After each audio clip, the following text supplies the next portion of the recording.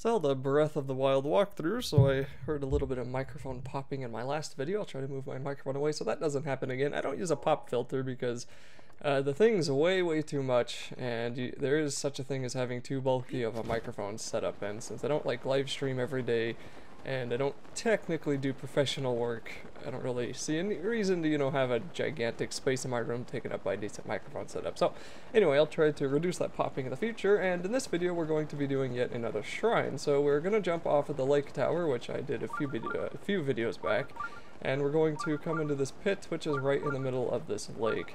If you've explored around here before you kind of went around to Kakariko Village and everything, you may have already run into this shrine, but it's kind of hard to swim early on in the game, and it's pretty easy to get here from the tower. You can also see that giant dragon that I think that's Farosh, and you can, I explained the dragon in a couple of previous videos, but the dragon likes to live around the lake. Shoot it for parts that'll come off of its body, so on and so forth, hopefully you already know what those are about by now. So anyway, here's the shrine, and this is a pretty good location because if you ever want to farm that dragon, then you can wait here and get some flint and wood and come here in the morning and the afternoon and just wait for it. And I thought I saw its shadow, which I think I did, but then I couldn't see the dragon anymore. So anyway, we're just gonna forget that, head on inside the shrine, and I believe that this is a test of strength shrine. Maybe that's a different one I'm thinking of. Okay, no, this is not the test of strength, but this almost is a test of my sanity because I did something extremely stupid that we're going to see here in a second.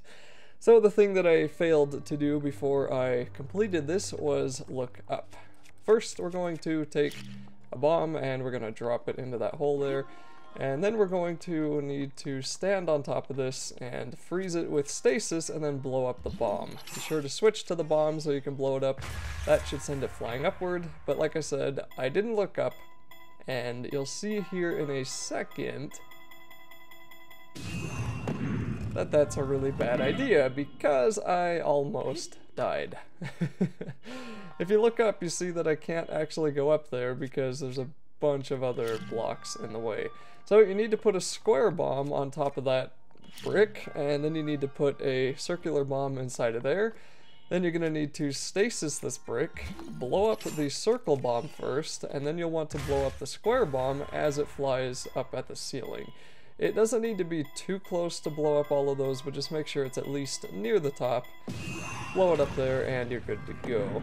So now there is a chest that we'll be getting to, because once we get on top of this brick and we go flying upwards, we're going to be running into kind of an interesting mechanic. How if you get thrown up at high enough momentum, you'll actually start gliding. But I forgot which direction the chest was in, and it's a little bit difficult to land on the tiny chest platform if you're not facing the correct direction. And as you can see, the chest is facing the other way. So you don't actually have to get it. I can't remember what's in the chest. I should probably look these things up before I start narrating. I mean, I just have to scroll through my video to find out. But anyway, so I don't know if it's too important, but I am going to try my best to get as many chests as I can. And all that means is that I have to come on down here, do it all over again. Hopefully I don't suffer too much more fall damage because I made some, bad mistakes when when I entered this shrine.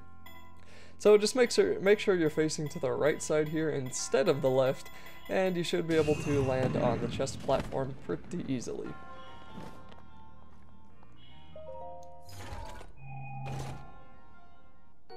Okay, so we get an 8-fold blade, which is pretty good damage, but I decided to leave it there. Oh no, I did pick it up. Okay, for some reason my red flashing made me thought that I left it there. So anyway, that's okay. That's a pretty good damage blade, especially this early on. I think it's two-handed, so two-handed swords, of course, are always just a little bit more difficult to use than one-handed, but, they obviously do more damage.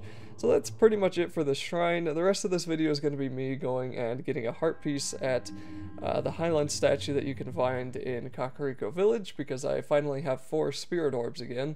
I think my next 4 spirit orb reward will be another stamina vessel, because then we'll have 2 more stamina vessels, and that'll be pretty much all the stamina you need for the entire game.